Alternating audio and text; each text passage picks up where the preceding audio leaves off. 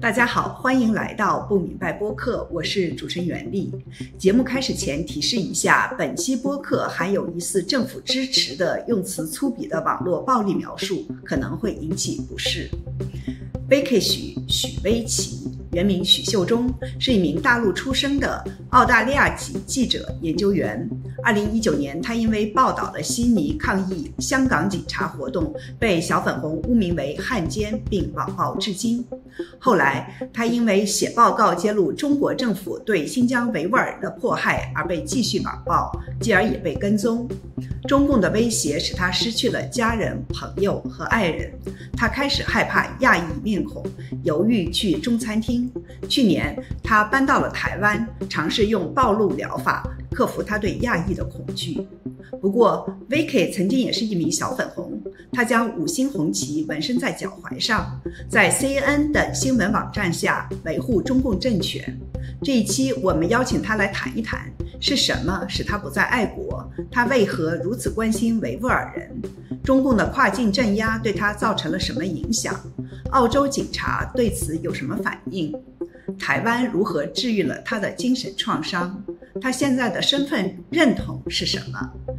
另外呢，还想和大家分享一个好消息，不明白播客开播2周年了，感谢各位听众和捐赠会员一直以来的支持和鼓励。我们精选了15篇重磅访谈，集结成书，由飞地书店出版。下周一7月1日，实体版和电子版正式上市。在此前预购的听众还能获得精美藏书小卡，有兴趣购买的听众可以到这期节目的节目简介中查看详情。谢谢大家的支持与关爱。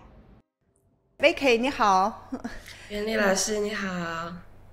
最近你的推特账号下面出现了大量的水军，有死亡威胁，有荡妇羞辱，有谩骂，还有我以前从来没有见过的用一系列的漫画来威胁、谩骂和羞辱你。你能给我们介绍一下是怎么回事吗？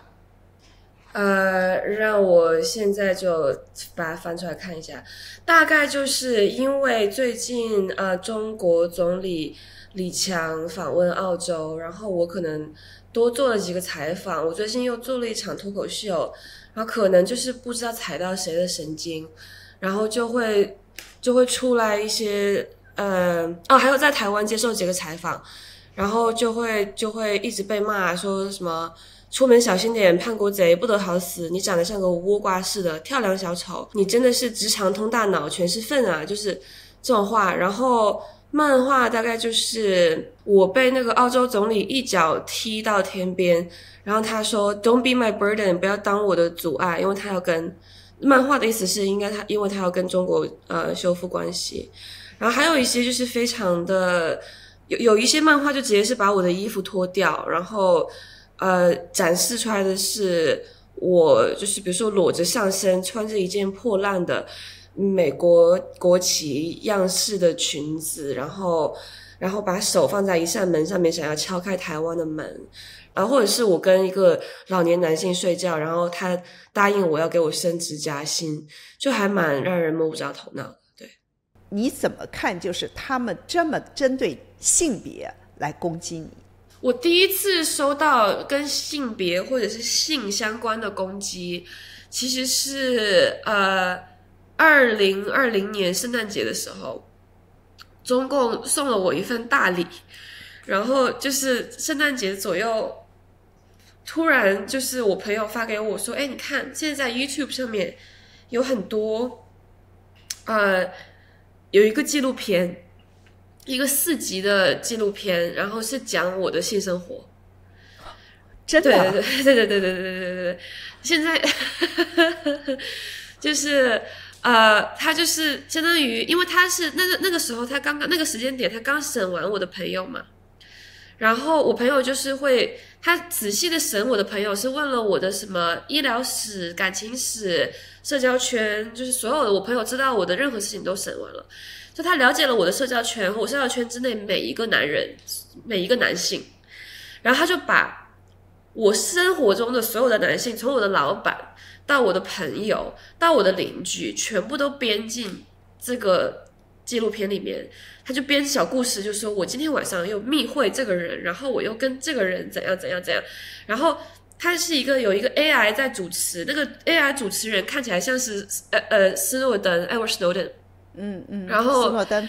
对，然后他就在那边说，然后 Vicky 许又跟这个人睡，然后他又跟这个人睡，然后他又跟这个人睡，然后什么他在5年内交了不下10个男朋友，什么什么什么，就是一直在这样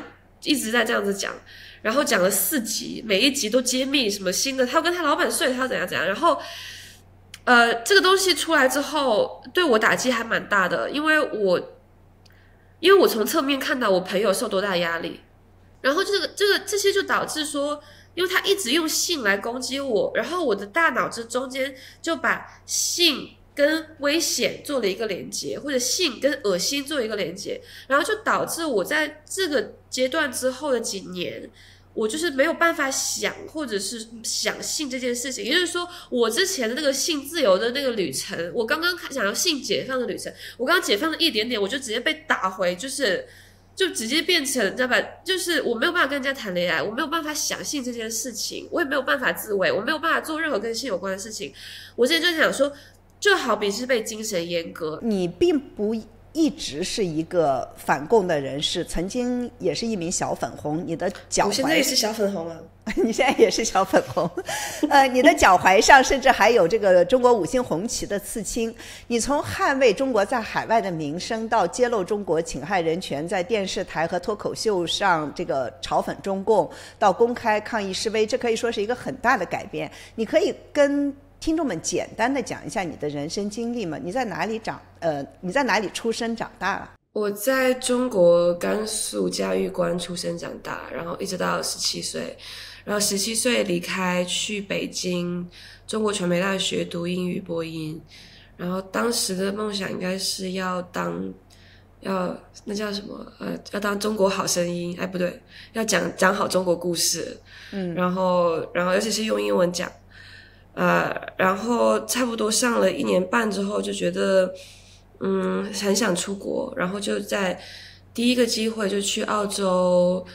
应该算是打工换宿，然后我就去澳洲打工换宿，然后几个月之后我觉得蛮喜欢澳洲的，然后就留下来在那边念了书，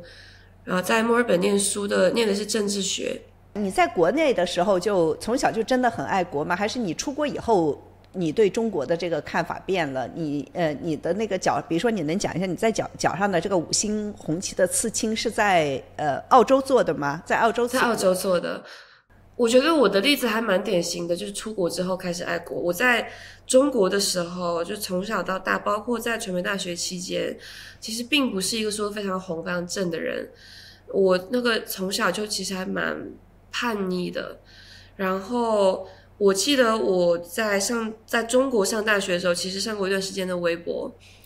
然后那个时候发的都是一些那种比较文青啊，或者比较颓废啊，然后就是我今天又抽烟站在这里很酷这种东西，偶尔会有一些女权的东西，就是有点贴女权，但是我自己都没有意识到这个东西是女权，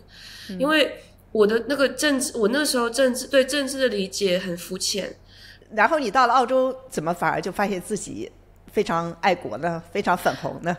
对，然后我到澳洲之后，我觉得我发现的是，因为我到澳洲之后，我记得我来的第一天，然后我就下载 Facebook， 下载 Twitter， 然后下载所有东西，然后我就上 Facebook， 然后看新闻，然后我就看到 CNN 就说什么藏独新闻，什么港独新闻，然后我心里面然后下面评论就说中国这种鬼地方，中国没有人权，然后因为我刚刚出国嘛，我当时我觉得我的那个个人的身份认同是跟中国的身份认同、国家认同是绑在一起的。我看到人家骂中国，我觉得像自己被骂了一样，然后我觉得那我就要维护我自己的认知和我自己国家。我记得当时我第一次出国的时候，我还特意就是买了那种很像汉服的衣服，然后在淘宝上买，然后带过来，然后还特意买了，平常都不会穿旗袍，我想说要把民族服装带过来，也不知道什么时候打算穿。然后就是那种我觉得是在就是说，因为你是要去异乡，因为你是要你的这个身份认知和你的国家的这个认知是会在某种程度上被人家来考核和拷问，所以格外的会有一种我要去 defend， 我要去维护这个东西的想法。然后你有在上面留言吗？有反驳吗？有，太可怕了。你写的什么？我不记得了。我其实之前在找，因为前2年我都在写自传，我其实还蛮想找我写的都是什么东西的，但可能已经在某个时候就是已经被我内心的羞耻心把它去删掉了。就是我在那个 CNN 是用英文去回的，是不是？对，我在 CNN 评论区里面跟人家吵架，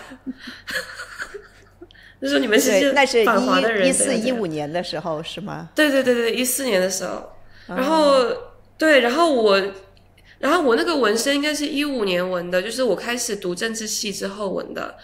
然后我记得有一天是我在外面喝酒，然后又跟人家在酒吧里面有男生来找我搭讪。然后他就问我哪里人嘛，然后我说中国人，然后我就又讲起来这件事情，我讲起来中国人权的事情了，然后就讲吵起来了，然后吵起来之后，我就跟他吵了一晚上，然后还把自己喝醉了，然后第二天早上，我跟我室友去那个超市买白菜，不知道为什么要买白菜，然后在超市的那个货架里面，我说我跟我室友说，室友啊，我说我想纹身，我觉得纹身很酷，我都没纹过身，然后室友说还可以纹一下。然后我说纹什么东西啊？室友说你要纹一个你不会后悔的东西啊。然后我说哦，不会后悔，那就是对我来说很重要的东西。对我来说很重要的东西，一辈子都不会变的事情，那就应该是国家。那我就真是太讽刺了。对，那我就把国家的标志纹在自己身上，这样又很酷，又不会过时，然后又不会后悔。你看，就打脸，现在我就后悔。我问一下，作为一个从来没有纹过身的人，疼不疼啊？疼，超级疼。因为当时你看，我给你看，我希望，等一下，这可能看不了。对，到这里啊，好，到这里。你看，在这里，你看，因为纹在这个位置，对吧？你看它是纹在这里是小腿胫骨，遮住了。对，我来台湾前3天，我把它随便纹了一朵花遮住了，因为我怕在台湾被人家打。然后不会的，台湾人不会打的。台湾人也这样跟我讲，因为在这骨头这里，因为它直接纹在骨头上面，就直接刺进骨头，这个力气很痛，所以他当时那颗大猩猩就在这里，然后小猩猩就在4周，然后你看大猩猩还在那里，现在大猩猩变成了花心，然后对，然后当时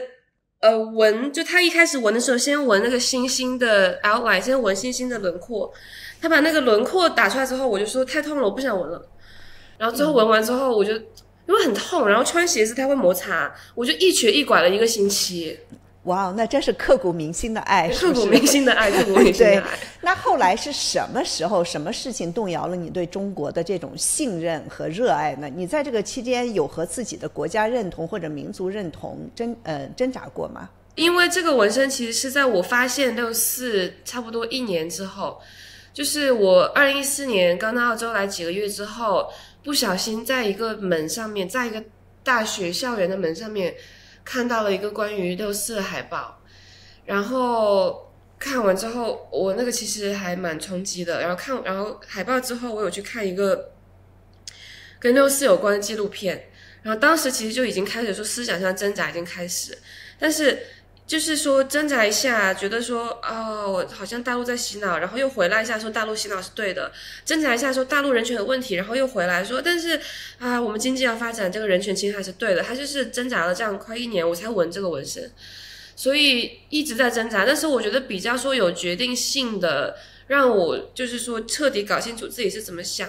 的事件，其实是我开始上墨尔本大学，然后开始做学生记者之后，会采访一些意见人士，然后呢，他们会跟我讲他们的亲身经历，比如说进监狱，比如说被逮捕，比如说强迫劳动，然后我是看到他这个人站在我面前，他的感情就是我是可以看到，可以感受到他的，就是讲玄一点，就是说他的 energy 我可以感受得到。然后这个时候我是真的可以跟他2个人共情的这种情况下，我觉得对我来说是最有说服力的。我看了一下，是 ABC 就是澳洲广播电台广播公司，他们有做你一个自传，是不是？就是一个 biography， 是好多可能18、19年的时候做了一个，你还去还拨了你去见第一个改变你的这种看法的人。你当时说你去采访这个人的时候，这个意见人士的时候，实际上你是想要去戳破他，你觉得他是在撒谎。对，因为我们其实知道，就比如说后来我做记者的时候，比如说我去采访就是什么澳洲富商黄项目，我们都已经认为他跟什么 United 就是跟中国统战有什么关系了。但是我去跟他讲话的时候，会想说，你好，我想了解一下你的人生。就记者有的时候有点这样阴阴的。然后对，我当时对吴乐宝就这个意见人士也是这样子，就是我去接触他的时候，我其实心里面的想法是，我觉得这个人。我觉得他应该是为了钱，或者为了什么其他利益，或者为了什么奇怪的目的，他要反共。那我是想要了解这件事情，然后揭露这件事情。但是我跟他聊完之后，就发现说，这个人身上其实没有什么可揭露的，最多可以揭露的其实是说中共对他做的事情，因为他其实就是上网，就说句不好听，就是上网发了几个 meme， 发了几个梗图，然后因为这种奇怪的原因。遭到逮捕，然后被关监狱，然后被强迫劳动，它其实是很大的一个，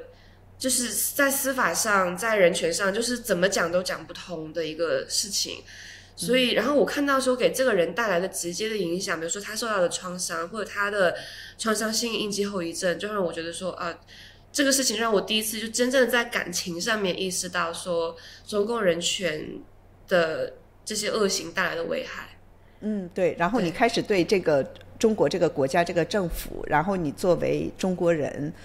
所有的这些认同都开始有一些质疑吗？我觉得是一个动摇，因为当时采访他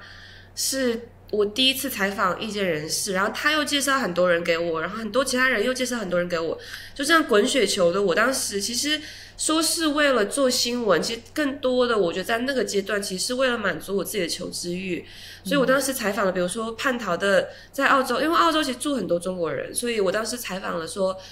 叛逃的外交官，然后或者是我当时采访了然后什么在89的时候在广场上面的警察，采访藏人，采访了台湾人，然后回北京之后又采访了一些89的时候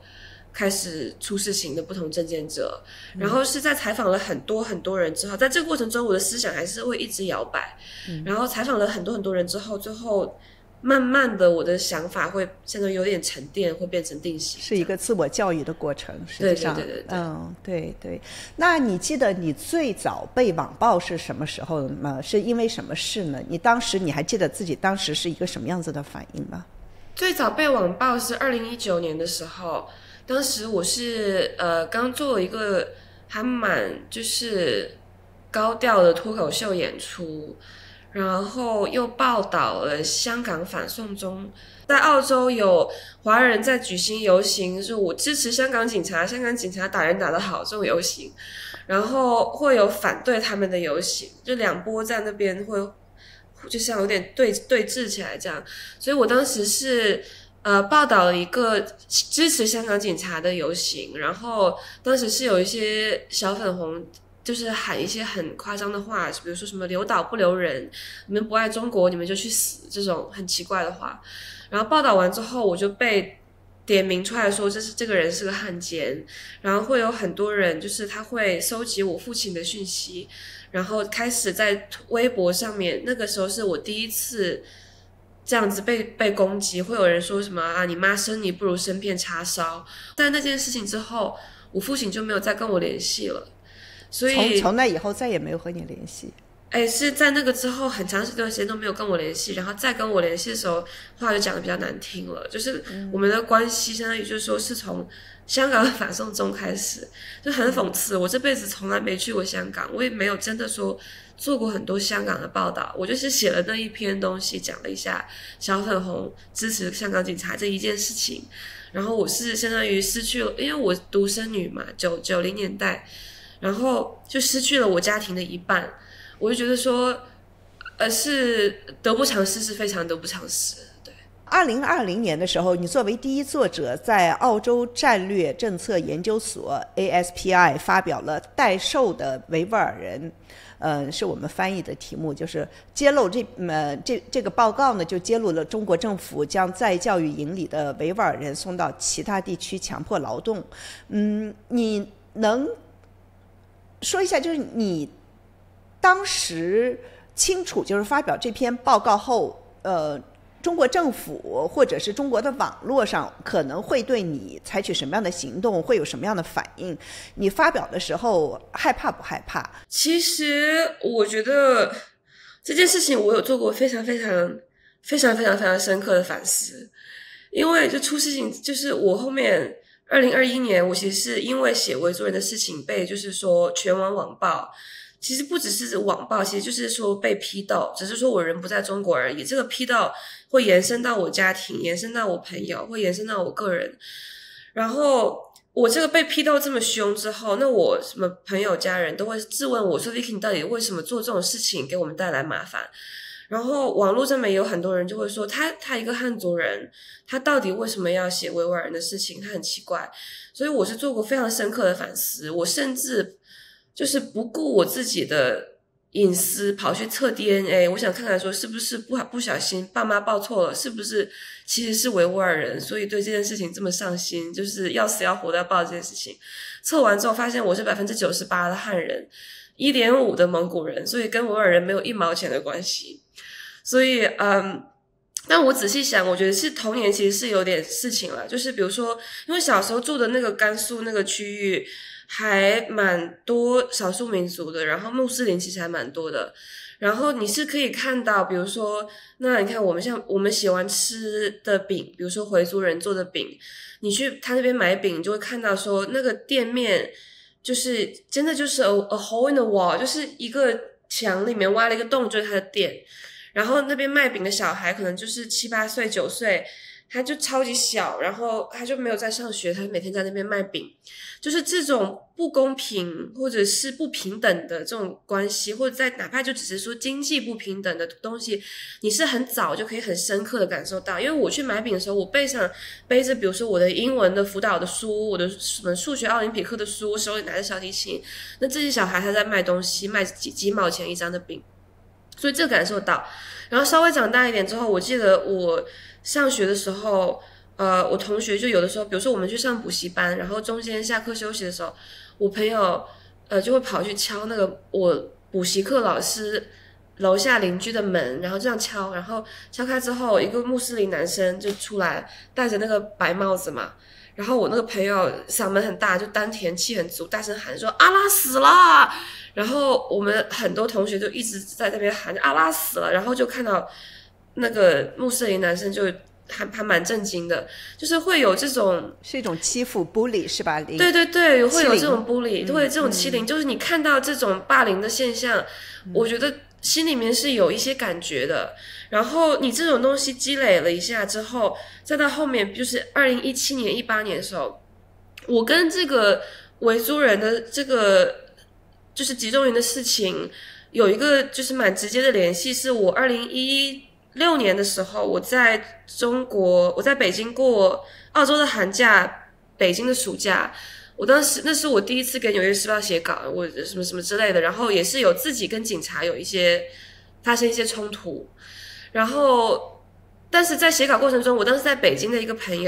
好朋友，他的女朋友是当时在北京的一个维族人，然后那个夏天过去之后，我又离开去别的地方，我那朋友离开去别的地方，那个女生离开去别的地方，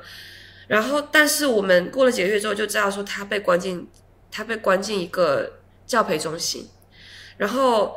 他是我认识的，就是 personally 个人认识的第一个被关进教培中心的人，他被关的。然后我当时印象很深刻，就说这个女生很爱玩，她是很喜欢去夜店玩，很喜欢喝酒，所以就是她跟宗教极端这件事情不可以更远。然后她被关起来的原因是说她之前经常去土耳其是被认定为就是说是会跟宗教极端相关的国家，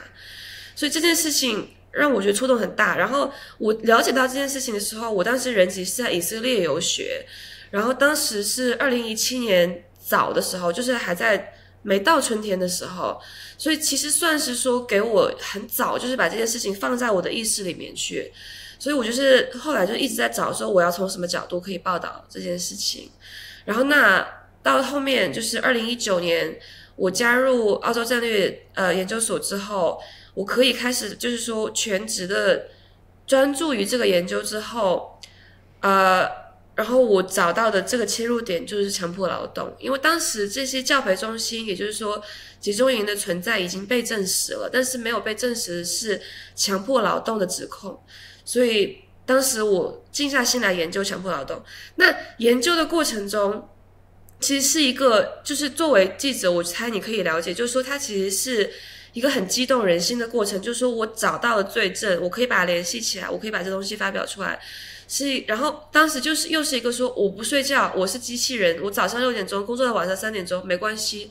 那你说一下，就是你在这个发表了这个报告发表以后，这个报告当时很轰动，被很多的知名的媒体引用，广受关注，可以说广受关注。你也受到了严重的网暴，就网暴最严重的时候是什么样子的？你有收到死亡威胁和很多的私信的辱骂吗？你当时的精神状态是什么样子的呢？这个报告是在2020年3月份出来的，然后我被网暴是差不多1年之后才被网暴，所以我想说中共国家机器的运转有的时候也是非常的缓慢，可能也是受 COVID 的影响。在这1年过程中，我最好的朋友也是我在澳洲3年时间的室友，他回家看父母的时候被那个国安带走，然后不停的审问，就审到他也是精神崩溃，然后也是没有对，然后这是一种就是间接的伤害。然后我父母也是给很多压力，然后这1年我过生日的时候，我爸爸就不会跟我讲话，然后我就是一直在说，我当时整个人的那个心态就想说，我爸爸已经1年没有跟我讲话了，我爸爸为什么不跟我讲话？他是不想跟我讲话吗？还是他出于压力不能跟我讲话？他是不爱我吗？那他爱过我吗？就是你就是一个无底洞，你就是会这样一直就是说 spiral down， 然后那个我精神状态非常差，然后我当时我朋友出事情之后，我当时有一个男朋友，我男朋友他是在堪培拉的公务员，他的梦想是他是要拿这些 security clearance， 是要拿这个证明，拿这个政治可靠证明，但他就觉得说我当时突然出事情，他就想说那这样的话我会不会被你连累，所以就是他是澳洲人吗？澳洲人。哇、wow 对，他怕被我的事情连累，然后就是我朋友出事情之后2-3天，我跟他讲，我说对不起，我朋友在中国那边招供的时候，把你名字应该是招出来了，这可能会给你带来影响，我对不起。然后这个男生当天跟我分手。哇，对对对对对，这是什么男生？对，然后所以我一直在讲，我就说中共导致我感情生活不顺利就是这样子，因为他非常的考验人，他就是考验到把我身边的人全都考验走，然后我就会觉得很难过。然后所以那1年就是说朋友离开我，然后或者说被迫离开我，然后男友离开我，然后父母离开我，然后我就是处在这种就是不断的打击和创伤的过程中，然后精神状态就是变得很差，然后2021年3月份开始网暴，然后开始2020年全都是在后面的，就是对公众看不到的，不是在网络上的。然后到了2021年的3月份，不知道为什么他们突然决定把你拿出来当一个网络上的大的靶子来打，是这样吗？对，是这样子。那你说一下当时是什么样子？我比如说在接下来那1-2个月，我有时候就会被跟踪，但是你没有办法知道说这跟踪你的人他到底是中共那边派来的人，领事馆的人，还是在街上认出我的小粉红。因为我当时头发剪很短，我就有一段时间头发还是光头。对，我当时是光头。我现在其实头发也很短，这个是假发。哦，你看这是假发，我是平常练舞的时候会头发比较短。那我问一下，你怎么知道你被人跟踪呢？比如说我去海滩，我一个人去海滩，我就坐在海滩，然后我又看到有个人在拿相机在拍照拍我，然后我一开始就说那海滩嘛，游客嘛，可能就是大家就想拍照，然后我就睡一下觉，然后我起来之后发现他在这边还在往我这个方向拍，然后我就开始看他，然后我就发现他等一下又去那边然后拍，他就一直在他在以我为圆心活动，然后我想说那这个应该不太对劲，在这种情况下我就会猜测对方大概是在跟踪我。但是我不会就说对，然后但是它其实是个过程，就是时间长了之后然后会 develop 出来，就是会发展出来一些这方面的敏感度。但在最一开始的时候就会说，这个人怎么在我后面走，我再走，这个人怎么还在我后面走，但是有可能说这个人只是跟我同路而已，那没办法，所以也是一个学习的过程。你有去买比如说去家附近买菜呀或者什么的时候被人跟了吗？我之前被跟踪这个我是觉得一直都很难判定，然后但是我觉得最容易判定的是之前有人在我家门口站岗。对，就是这个大概是在时间点是在2021年10月份左右。2021年还是2022年？不是21年就是22年，对不起，我时间有点模糊。就是在那个阶段就是我写完那个就是关于新疆的政治体制，然后我那段时间从健身房回家之后就会看到有人站在我家门口，有好几次，应该是3到4次，我记不清楚这样。然后他就是那种就是头发这么长，然后一个男生，对，亚洲男生，然后阴天戴墨镜，然后就是这样军姿站在我家大门口，然后对，然后就跟长安街上站的有些人比较像。对，我也是当了一次领导的感觉。然后我就是我碰到这种情况，我第一反应就是说，你不要以为这个人跟你有关，你首先的 assumption 应该是这个人跟你没关。因为我如果就是说草木皆兵的话，我就把自己搞疯了。就是你没办法我不可以这样子生活了。对，我不可以这样子，我一定要先告诉自己说，这个人是正常人的可能性有多大，然后怎么看都不像个正常人，他站得太直了，然后是我们正常人哪会站那么直呀？对呀，我们正常人你看天天在这边打电脑，这颈椎全都是弯的，就谁会站成这样？然后对，然后我那天是鼓起勇气，我就拿起手机，我就去拍他，我就把手机可能放到离他脸大概就是在这个距离去拍他。对，我当时非常挑衅。他什么反应？然后他没有反应，哇，他连看都不看我，他就还站在这里，就在这里，就像木头人一样站在这里没有反应。然后我当时想说，真的没有反应的就是最大的反应。然后他这样愣了一下，他应该在想，但他没有跟我有眼神接触，没有讲任何话。他这样想了一下之后，他就一个这样，就是像军姿转身这样转身，然后走掉了，脸贴着墙走掉了。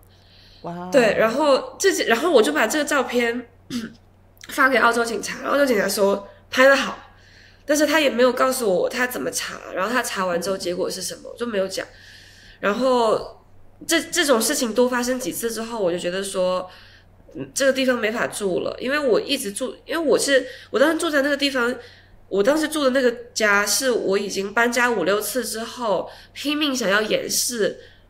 就是我的地址，拼命想要藏起来，然后我都不怎么出门。你为什么要搬家5、6次？就是因为你觉得有人跟踪你吗？对，就是一直都会出现奇怪的人，然后来跟我讲奇怪的话，然后就是有一种不安全的感觉。我觉得我当时搬家很多次。就是跟真的有人跟我和我自己的 paranoia 都是一部分，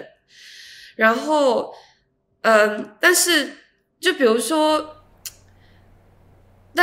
我搬足够多次之后，我是很想定在一个地方。那我定在那里之后，我就想说，那我不想要再搬家了。但是为了保护我的隐私，我就会不敢跟邻居讲话。邻居问我说你是谁？我说我谁都不是，你不要来跟我讲话。然后，对。然后我家楼下的那个 barista 就是很喜欢的那个做咖啡的小哥，我很喜欢他这个人。他问我叫什么名字，我也随便乱编一个名字给他。然后就是不敢跟人建立关系，但是在这样的情况下，还有人来我家门口站岗，就是有点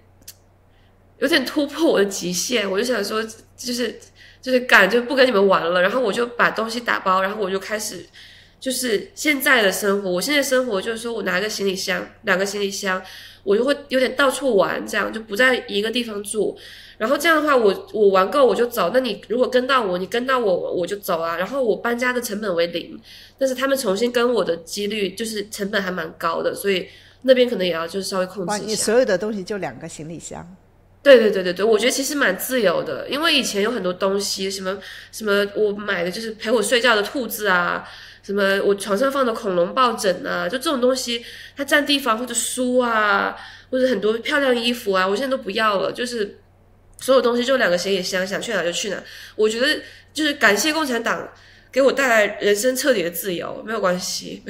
哇哦，天哪！对，那2023年8月，澳洲联邦警察告知你被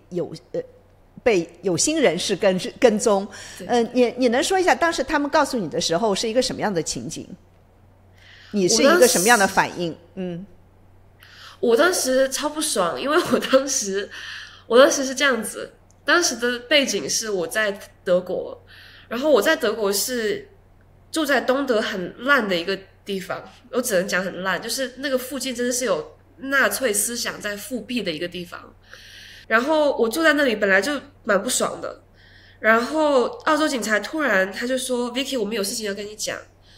然后说我现在打电话给你，我1小时之后打电话给你。我说我这边晚上2点，你看到晚上2点你要干嘛？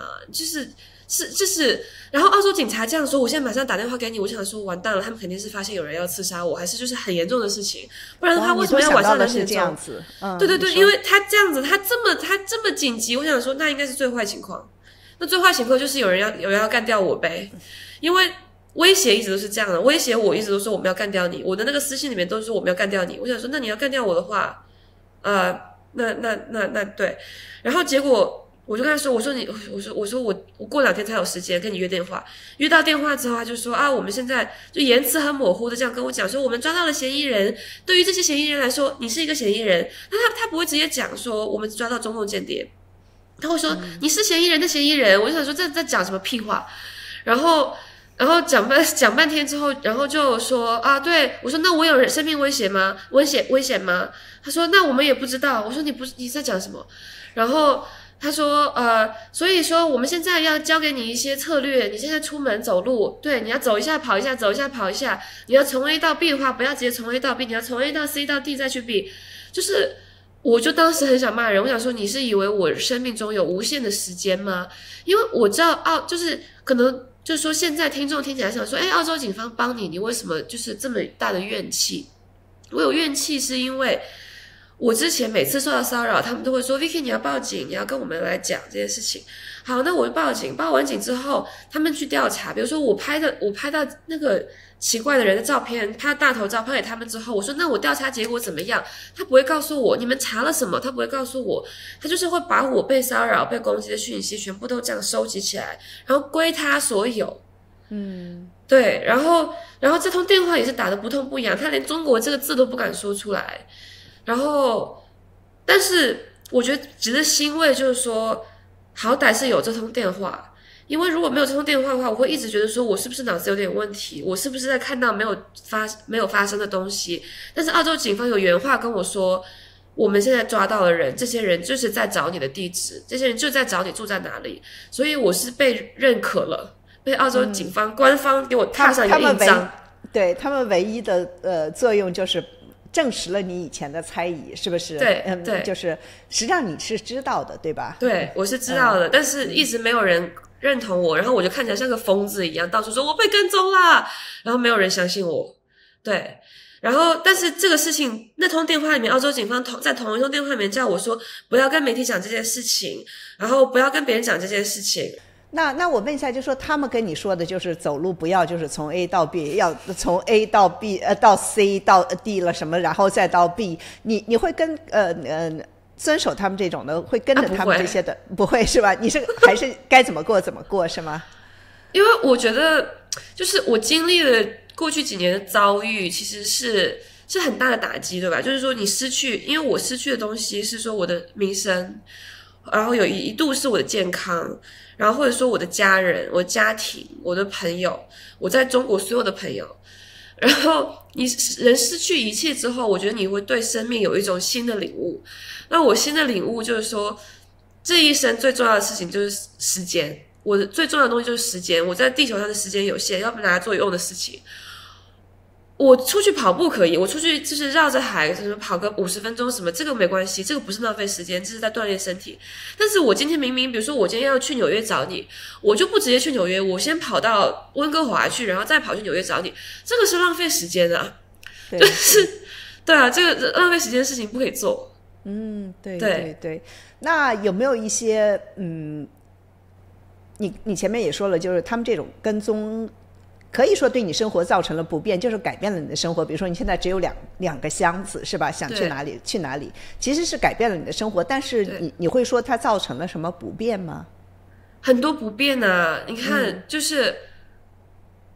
对不起，我只要一想起来这个事情，可能是刚刚我现在这个年龄，但跟我现在马上满30岁，我今年会满30岁，然后我就是很担心我的人生大事的问题，但是现在就是没有人敢跟我约会，你知道吗？就是没有人敢跟我在一起。澳洲人他们也不敢吗？正常人都不敢，正常人会很怕。然后这个是生活的一个不便，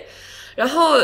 就是说没有办法组成正常的家庭，或者说比如说我平常去练舞，那我的同学都很喜欢我，我的教练都很喜欢我，但是我去参加比赛，就是我在亚洲参加各种比赛，我都是会化名去参加比赛，然后那么我们武馆都是会不敢把他们的名字跟我的名字放在一起。对，然后因为是这样，有人要找我嘛，那我就多去点地方，让他们多找一找，这样就是因为我就是大概就是这个意。然后我自己也是多一些人生经历，然后就比如说我参加比赛，你看我比赛赢了，也没有办法把照片放出来，对不对？就是让我有一种说生活在这个社交媒体的时代，我打架打赢都不能发照片出来。你是那个 boxing 是吧？就是那个女子的 boxing 那个拳击比赛是吗？我是打综合格斗，也就是我打那个泰拳和练地面和练就是地面的摔跤也是练一些。对，我私下传影片给你看。真的，我真的是觉得你受的攻击真的是无法想象的，你还能活得这么乐观，还能去打拳什么的，这种的真的是。我觉得挺不容易，真的挺不容易的。没有，我觉得打拳对我来说很重要，因为打拳这个东西，就是你去练武术，是你拿你自己的身体去跟其他很壮的东西去碰，就这样硬碰，在这碰的过程中你会变强，你不光是身体会变强，你的意志力会变强。所以我是觉得说，我现在面对现在这一轮攻击，我基本上就是说笑一笑就带过，就其实它不会对我造成任何影响。我会去练武，就是因为就是我开始练舞的那一天，就是第一次发现我家门口有人站岗那一天，我去拍他，我其实是很怕他会突然做什么动作对我动手的，然后我很担心，就是我去拍他冒很大风险，而且也是我被跟踪和跟这些人对峙这么多次之后，终于练出来的那一点点胆量去拍他那一下，但是我当时很怕会出事情。所以我就想说，我下次想这样去拍人家，那我自己要稍微有点底气，就是说哪怕他突然出手，我可以躲一下或怎样。我是拍他那当天去开始练的，但练到现在，我最大的心得就是在我的这个量级，我去跟那个比较重的比较高的人打，尤其是要是跟超过一个人打，我是基本上就是没戏。尤其是我前几天也是啊，就是你也有看到我上星期吧，我参加了我人生中的第一次抗议，然后是在堪培拉，在澳洲的国会门口。对，李强是抗议那个中国总理李强访澳。对。然后结果在抗议现场，我有一个朋友他想烧中共党旗，然后我其实就说，那你要烧就烧，不烧就不烧，跟我也没关系。结果他那个旗刚拿出来就被澳洲警方要没收，然后他们没收的时候又有点暴力，然后我就在那边说你们为什么要没收我朋友党旗？你们要做什么？然后我只这样讲了一句话之后，就被3到4个，有更多警察围上来，但是真的对我碰到我的只有3、4个警察，我就围起来，然后一个警察就掐脖子，然后其他的控制我4肢，也是在这个过程中，然后就拽，然后把我的假发都拽掉，就是有一种就是好像跟别人打架打一半被别人把衣服脱掉的感觉，就是感觉很被侵犯到。然后这件事情也是说明啊，你看我练这么久，对，我女子比赛可以赢，好，你赢，我很厉害，打女生很厉害。但是你看碰到这种比我高几个头的牛高马大的澳洲警察，就没有任何办法，几秒钟之内被人家拿下。所以练武这种事情练一下好玩就好了。那我们说一下，就是你什么时候去了台湾？你为什么要去台湾呢？和你这个被监视这个有没有什么关联呢？我觉得去台湾蛮大的一个原因，很多台湾朋友其实不喜欢听到我这样讲。去台湾很大一个原因是我还蛮想回中国的，但是我知道这是自杀式行为，所以我不会去做这件事情。但是我还蛮想念，就是说这个中文环境的。我就记得听普通话是非常的亲切，是不是？对，没有，当时对我来说不是。当时因为就是会来攻击我或站岗的人都是东亚裔长相，或者说有一些骂我的人，不管是现实生活中还是网络上面，都是就是简中用户，所以我其实是对这个有一个创伤反应。然后就是一方面是觉得说看到听到简中就觉得说害怕，一方面又很怀念就是可以用简中正常讲话的时光。然后我就是这应该是2023年年初的时候吧，我有一次就抓到我自己，我在 Chinatown 就想去吃个饭，然后我在路上走的时候，我就听到有2个中国男生就是站在那里，站在几台机车那边，他在讲一些什么关于打游戏的事情，然后我就停在那边偷听人家讲话，就是我就想要听就是2个正常的中国人之间正常交流的声音。然后那一刻我觉得自己很可怜，就是我去中国Chinatown吃饭，我还有点就是鬼鬼祟祟的感觉，说哎，不要又被人家认出来，不要又被人家骂。我是很怕被人家泼火锅，这是我的一个很大的一个就是心理障碍，很怕被人家泼火锅。你在澳洲被人在外面骂过吗？我有一次在餐厅是被人家讲过不太好听的话，就是我在餐厅被认出来过几次，但是大部分的时候别人不管他是不是真的，都是说 Vicky 我是你的粉丝，我支持你。只有一次是被讲过不好听的话，但是那一次就让我觉得说中餐可不可以是不是可以放弃一下？可是我不用吃了，不可以不用吃了。然后说了什么不好听的话，你愿意重复吗？他们那边是一桌人还蛮多的，然后我在那边吃面，然后就看到旁边开始在拍照。然后就有听到就是说就是不是叛国是汉奸这种字眼，然后就有一个人走过来问我说请问你是许秀中吗？然后我说对啊，然后他说哦，然后就这样走了。但是他们走了之后在那边会讲，就是他在我面前还是讲不出太难听的话，但是他过去之后他们就还就是一群人在那边的时候，他们可能会觉得说自己比较有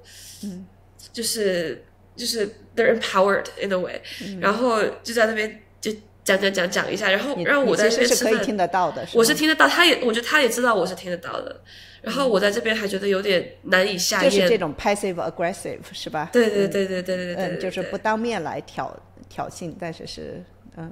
那我觉得他在邻桌啊，他那个已经就是都没有太 passive， 还蛮 aggressive 的。他在那边拍，我不知道他的照片去哪里。然后我当时也是我当时第一反应想说啊，我当时在吃那个辣鸡面，然后我想说这吃辣鸡面没有人会好看，他把我吃辣鸡面，然后在这边流鼻涕的样子拍走了，我要怎么办？就是，但是你会害怕被泼火锅。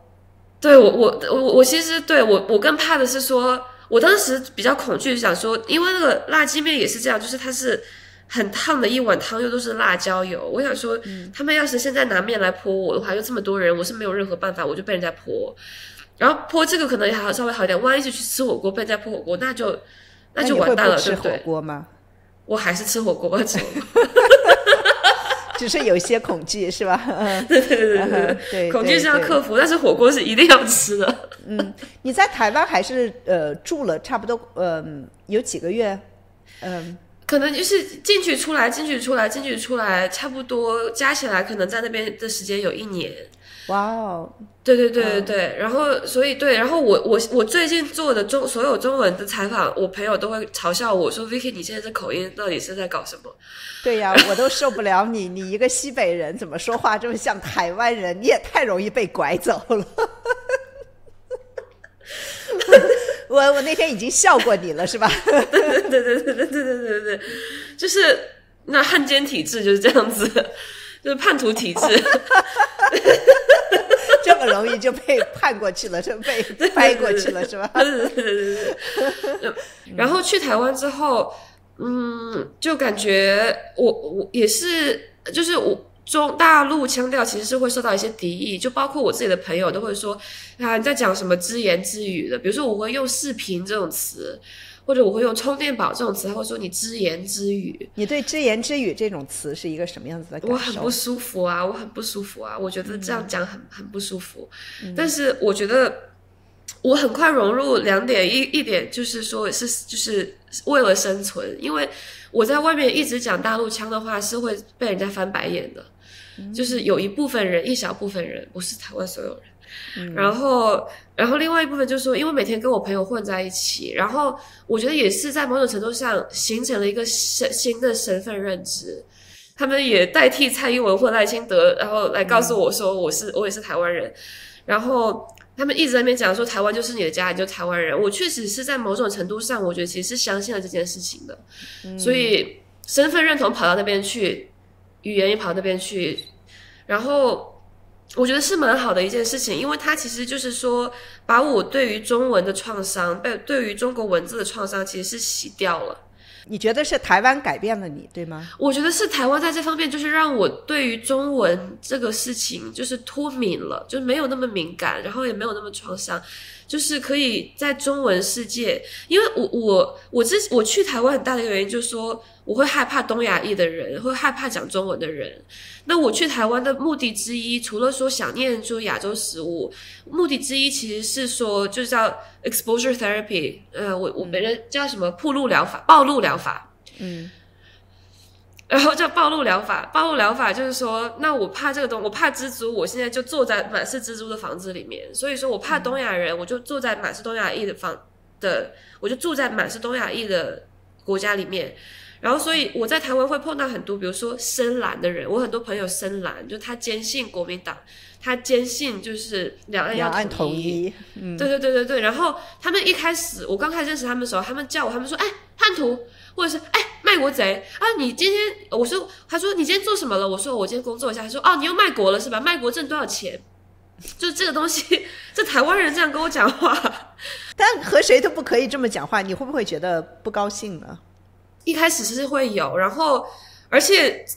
我是会不高兴，但是我会跟他讲，我说请你不要这样跟我讲话，你要是还想跟我做朋友的话，我们不可以这样讲话。他们后面会慢慢会有收敛，但是开玩笑的时候一样会讲汉奸快过来，汉奸来抽烟，汉奸来喝酒这样。对，就是天哪。但是我觉得就是说只要他我知道他没有恶意，他是没有恶意是吗？我知道他没有恶意，忍受的是吗？我觉得我是可以忍受。对对对，而且这些人有一部分，因为就是说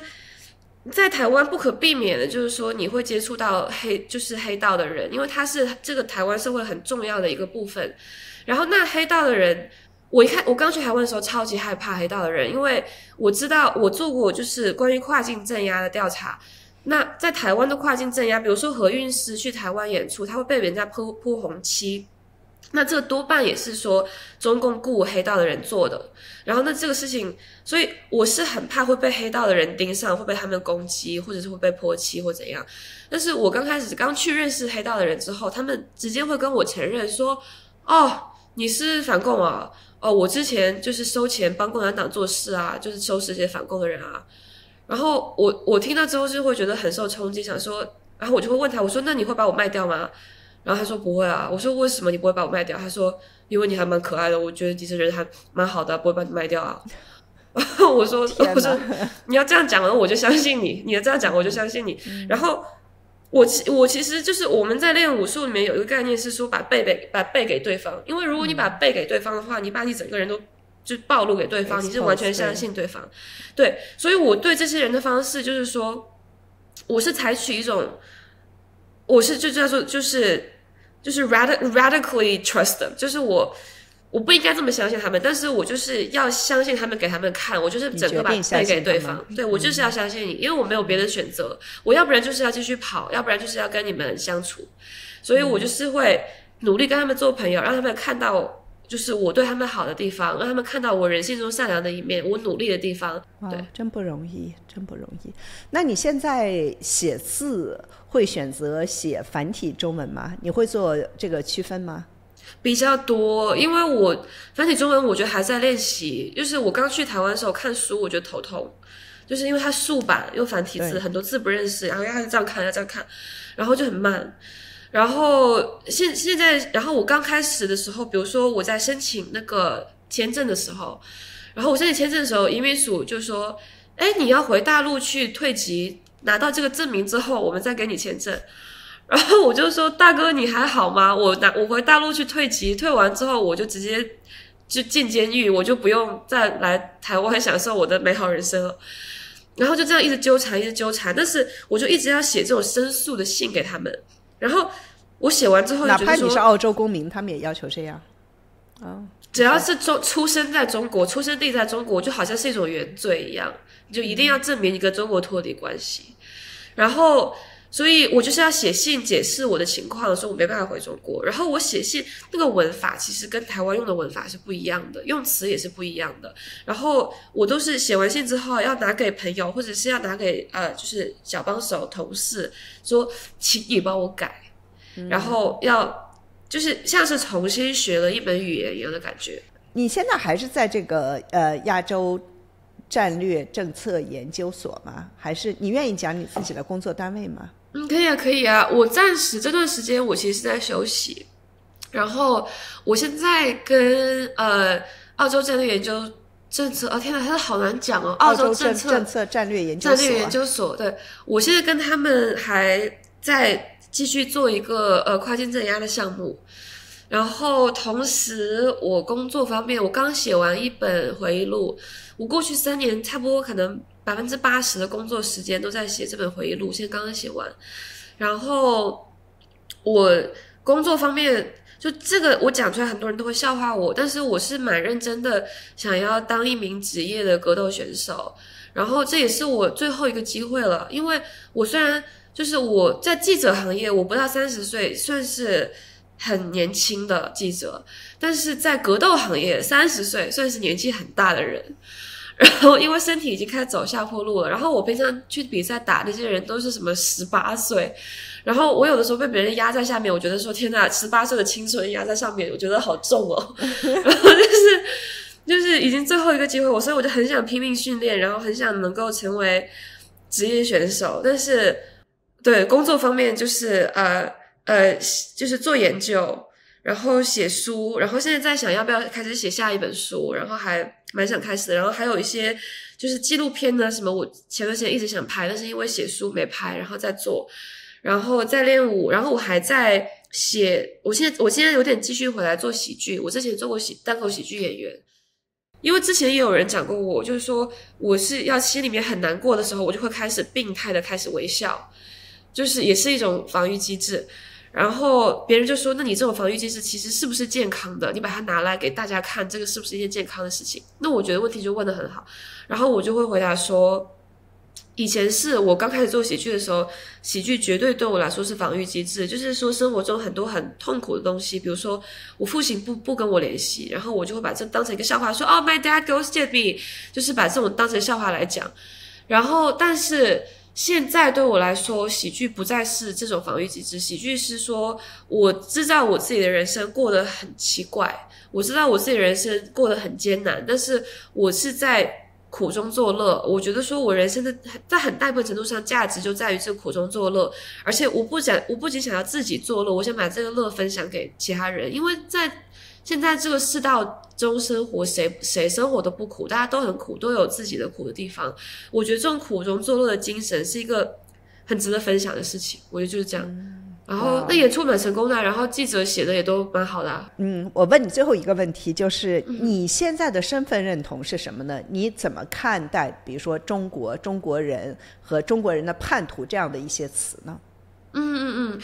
我最近还发过一条推特，就说我现在的身份认同应该是说前中国人，因为这个也是一个过程啦。因为我拿到澳洲国籍应该是2023年年初的时候，然后比较尴尬就是说，因为我这个一直被跟踪和骚扰的事情，我拿到国籍之后就离开澳洲了，就是拿到就跑这样。然后我离开澳洲之后呢，我在其他地方别人说你从哪里来，我就会直接回答说澳洲，然后别人就说那你在澳洲长大吗？你从澳洲哪里来？然后我就觉得这没法回答，因为我在澳洲住过4-5个城市，我就会说everywhere， 别人就会觉得说我在胡乱，我在瞎扯。然后后面别人然后台湾人，因为他用中文问我，他说你从哪里来？我说澳洲人，他说那你中文怎么会这么好？我说我聪明，别人说聪明也聪明不到这样吧。我说对，我说我在中国我在中国长大。别人说那你是中国人？我说我不是中国人啊，我是澳洲人啊。因为你这个很麻烦，你拿了澳洲的国籍之后，拿了这个护照之后，中国的护照相当于自动取消，所以我是真的不是法律意义上的中国人。然后那你说我是不是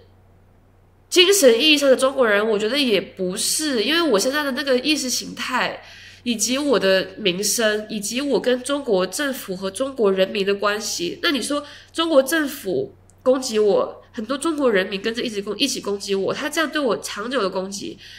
我跟他的关系，我会觉得说我属于他们这些人吗？或者我属于这个国家吗？我觉得不属于，但是很纠结，就是说，但是我还有关切和关怀和爱在那边，就是我想要，我完全确定说，我想要继续关注中国的人权的事情，我想要继续报道中国的事情，我想要继续探讨中国的问题，所以我觉得我的身份认同应该是我是一个澳洲人，但我是一个前中国人，我也许是一个台湾人，我是一个很关心中国和台湾和澳洲的前中国澳洲人，也许是台湾人，就是很混乱，很混乱。有意思。那如果他们现在在叫你什么汉奸啊、叛徒啊，这是不是其实是不准确的呢？因为你不再是中国人了。我觉得你看，像台湾人，也就是国民党的人也会叫我汉奸叛徒，他可能就是一个。在他们眼里，其实我叛的是中华民族，我觉得这个是还蛮有趣的事情，就是台湾的国民党和中共同意的最大的部分，他们的公约数其实是中华民族这个概念，因为你看孙中山三民主义，第一个就是民族，所以中华民族这个事情，我是很不认同的，我觉得这是一个编造出来的东西。我们请每一位嘉宾推荐3部书或者是影视作品，你有什么推荐？我可能首先最推荐的就是我刚写完的那本书，是一本回忆录，写了3年，呕心沥血写的，英文叫 You Are So Brave， 中文大概会翻译成你真勇敢。大概就是讲我这几年的生活，然后是怎么样，就是在被追踪的过程中，还努力的要把人生活得比较精彩，然后还有一些童年发生什么，青少年发生什么，然后我到底是怎么样变成繁花妖女的这件事情，就是这样写了一下。我还蛮喜欢这本书的，所以大家等它出来之后，大家要来买，要来看。然后其他的真正的就是推荐真正的我自己喜欢的书，我其实还蛮推荐大家看那个Edward Snowden 斯诺登的 Permanent Record， 中文翻译成什么？我可能要查一下，永久记录吗？还是什么？永久记录之类的，我没有看过。那个写的，我觉得写的蛮好的，也很有意义。就他对于我写回忆录这件事情也很有启发，然后他的人生也是我觉得很不一样。然后因为我最近是看回忆录看的比较多，因为要写回忆录嘛。然后还有一本我推荐大家看的真人的回忆录是Tara Westover 的 Educated。对，这本我也特别特别喜欢。对，这本书写得很棒，它是讲一个在美国乡下长大的女生，她家是摩门教，然后她父母不给她接受教育的机会，但是她靠自己的力量离开这个邪教，然后给自己一个很棒的教育，最后是去牛津还是剑桥读了博士。对，这本书我也特别特别推荐，特别喜欢。我说一下，我可以分享一下我为什么喜欢，因为他是怎么逃脱摩门教，逃脱他家庭对他的控制。实际上摩门教或者他的父母对他有很多的这个 indoctrination 洗脑的这个过程，他最后怎么来反洗脑，怎么脱离这个这个制度，跟我们的经历很像。对，其实我觉得很多中国人都会从里面会有很多的体会。对，是这样子。我觉得其实斯诺登的书也是另外一个例子，他就是说美国的制度也是一个制度，然后他作为美国政府的雇员，他也是有一定程度的洗脑或者是控制在那边，他作为一个个人，他怎么摆脱这个制度，他怎么样，对，但他现在的，但他的生活肯定是更加复杂。我觉得就是从不同的角度看同一件事情，就是一个人作为一个个人，怎么样活出个人价值最大化，而不是被一个制度这样囚禁在里面。然后这个对我来说是还蛮重要的一件事情。对，就这3本书是吧？好，谢谢 Vicky， 也谢谢大家收听，我们下期再见。谢谢袁丽老师，谢谢大家，拜拜。